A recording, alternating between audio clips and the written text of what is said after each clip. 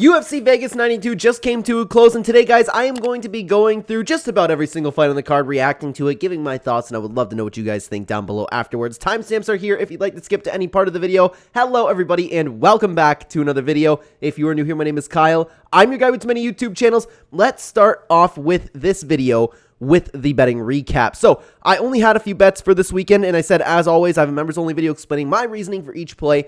Thank you very much for the support, and of course, we almost got it. We almost got a sweep, and I know it wasn't too many bets, but I had a two-fight parlay with both Patchy Mix to win and Mansour Barnoui to win, and a single bet in LFA, Louis Francis-Chinelli to win, and we pretty much, besides the Patchy Mix fight, passed it with flying colors, and of course, this UFC bet that we had, the single UFC bet with Edson Barboza to win, that one didn't hit. Edson Barboza ended up getting destroyed. I was really worried about Edson Barboza's age here, but I didn't think, well, this is what I had to say, okay?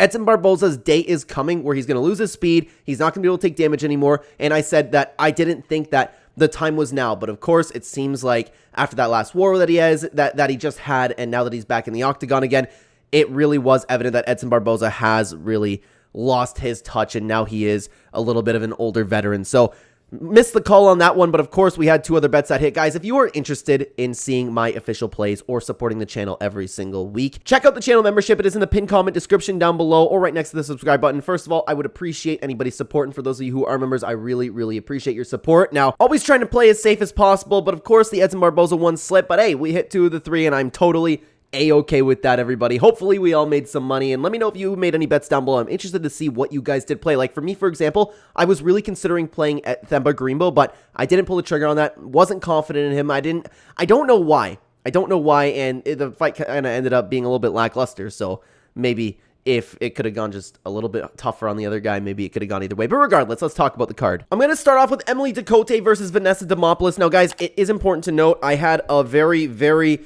tough times paying attention to the entirety of this card, so there are some fights I'm going to skip. For example, I missed the entire Chaos Williams fight because I was watching the fights with my family and my baby is just a complete brand newborn, and my wife wasn't there for the entire card, so usually she kind of takes on the baby while I watch fights with my dad, but that wasn't the case this time, so there are some fights that I'm not going to touch on, but I want to start off with Emily Ducote versus Vanessa Demopoulos. Vanessa Demopoulos gets another split decision win. I knew instantly once they said, and judge whatever scores the contest 29-28 Ducote. I'm like, that's Demopoulos' fight. I was about to say I don't know why they gave her fights, but at the end of the day, like, I understand she's definitely a little bit better to promote, but I thought the fight could have gone either way, to be honest with you. I did think that Vanessa Demopoulos improved since the last few times that we've seen her. She's more aggressive. She's more active. The leg kick was landing. She was really throwing herself into the fire there. So this wasn't one of the Vanessa Demopoulos robberies that we all cry about, but Emily Ducote showed up. Her counters look good. Her hands look good. I thought it was actually a pretty good fight for the division. Then we have Alatengheili versus Kleydson Rodrigues, and man, Kleydson Rodrigues, I'm so high on this guy, but man, he's got to get that takedown defense under control. And I always have problem like criticizing someone's game because I know how difficult it is to be a UFC fighter, and I know how difficult it is to do what these guys do, right? But how can you be a UFC fighter and constantly have a problem with takedown defense? Because Kleydson Rodrigues is so good. He's so good everywhere that he fights. I enjoy watching Kleydson Rodrigues a lot, but the problem is this dude, once he comes against somebody who can actually take him down, he falls to the floor. He has good defense on the ground. Why not put a little bit more time into your takedown defense? I don't understand it, but it was a good fight. And Alatengheili stayed composed, used the 1-2s. He looked pretty good. He ended up getting on top of Kleydson Rodrigues, and that's what ended up costing Kleydson Rodrigues the bout. But then we have Piera Rodrigues versus Ariane Carnelossi. Talk about an Aljamain Sterling moment. So you know what's funny, guys, is I never put this on the members part because it's never going to hit, because I know I've mentioned this on the channel before, but every single weekend, my sister and I end up placing, I know it's never going to hit, we end up placing 10 cents on every single underdog to win, because sometimes it comes out to be like hundreds of thousands of dollars, and it's absolutely ridiculous. So this time, if I put 10 cents on every single underdog, we were going to get, I believe it was $137,000, which was really fun. So up until this fight with Piera Rodrigues, the underdogs have won so far, so my sister and I were going crazy. We were hyped up. Don't get me wrong, we're not expecting to win the bet or anything, but we were really happy. So once the headbutt came, because with the odds swapped, right, because Piera Rodrigues opened up as the underdog, and now as the fight came on, she was the favorite. Ariane Carnelossi started doing the Aljamain Sterling, and she was perfectly fine, by the way, and we were like, come on, you can't fight, that's not okay, and we were so hyped about it because somebody was gonna get a DQ win, and then she ended up getting the DQ win, and it was awesome. But then we moved on to the next fight, and we ended up losing the underdog bets that we have. So it's something my fun, my sister and I do all the time. I will say, a long time ago, I don't remember which card it was, but one of the Bellator cards, we were almost millionaires that night. 10 cents on every single underdog, and it worked out to be about I can't remember if it was $3 or $6 million, and 2 underdogs lost. All the underdogs won all the way up until the main card. Ever since then, my sister and I have still been doing it, and we were almost millionaires from betting 10 cents on an underdog. It's really funny. So, that's pretty much it. Like, Piera Rodrigues was looking good, though. She was pounding Ariane to death, but then, of course, she started headbutting twice. I don't understand. And then she's like, she's talking to the ref. We can't, of course, make out what she's saying, but she's like as if she didn't do it. Like, come on, man. Come on. So the DQ was very warranted in that time, but Ariane was perfectly fine. Then we have a boost Magomedov taking on Warlley Alves. And I will say a boost Magomedov, he was breathing really heavy. I was really worried about his cardio. If it wasn't for his cardio and this matchup in particular, I would have bet on a boost Magomedov all day, but I didn't because, of course, I can't trust his cardio. But his cardio looked okay, and it seems like that could be something that he's improving moving forward, but he looked pretty good, man. He wasn't dangerous or anything, but he was patient, he was methodical, he placed his strikes well, he used the ground and pound well, and Warlley Alves was really trying. The heart was there, but of course, it wasn't enough to get the job done. Then we have Angela Hill versus Luana Pinheiro, and it's a classic Angela Hill performance. Like, Angela Hill comes in, she wins one, she loses one. You never know with Angela Hill, so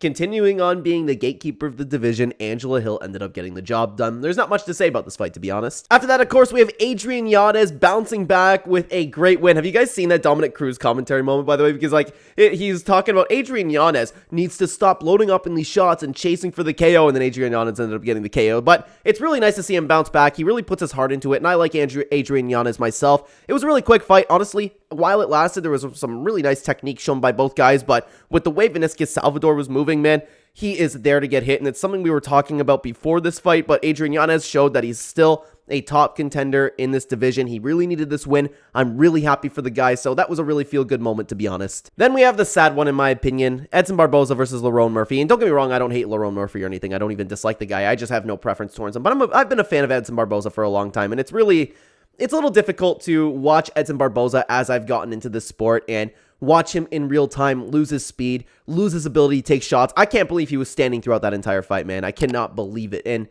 Dan Ige posted during the fight that Edson Barboza lost his flame, and I couldn't agree with that more. Unfortunately, it's just the reality of Edson Barboza's situation now. He's 38 years old, fighting at featherweight. I can't imagine how much weight he's cutting, and he's taking on these tough guys, Lerone Murphy, and he's in his prime. I was really worried about Edson Barboza coming into this match after the war that he just had, because those things age you, of course, right? You can't do that at 37, 38 years old, right? And, of course, he looked really, really good in his last war. He proved that the dog is still in him. He proved that he has what it takes to get the win.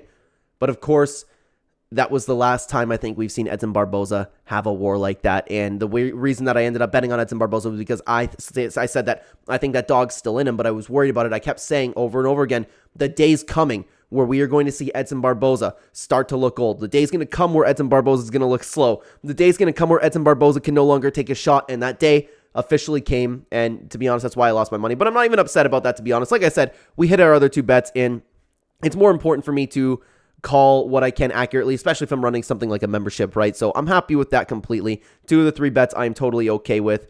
Let me know what you guys bet down below, by the way. But, man, I'm a little bit sad for Edson Barboza. He puts everything into his fights. He's never really gotten to the title. He's just fought the toughest of the tough, and it sucks to see him struggle in there. It really sucks to see, because Edson Barboza would get over something like this fight against Lerone Murphy. Like, if this is a prime Edson Barboza, I think he beat the brakes off Lerone Murphy. But, like I said, a little bit sad to see somebody like Edson Barboza go down this way, and I think that he's on his way out now. Honestly, like, I know I can sit here behind my microphone and say what these guys should do. I know it's not really my place, but I think Edson Barboza should hang it up. He doesn't have any more to prove to the sport. He doesn't have a title run in him. If he has enough money to live his life, I think he should go do that, because I don't want to see Edson Barboza come back and take a lot of damage, because this, after the war that he just had and this fight, That is so much damage. I don't want to see him come back. I don't want to see him get knocked out. I want to see Edson Barboza kind of ride off into the sunset, but that's just me as a fan. Let me know what you thought about all of the fights down below. Thank you very much for watching, everybody. For the UFC 302, check out this video on screen right now where we break down the whole card, and I am excited for those fights, guys. Check it out right here. I will see you over there. Take care.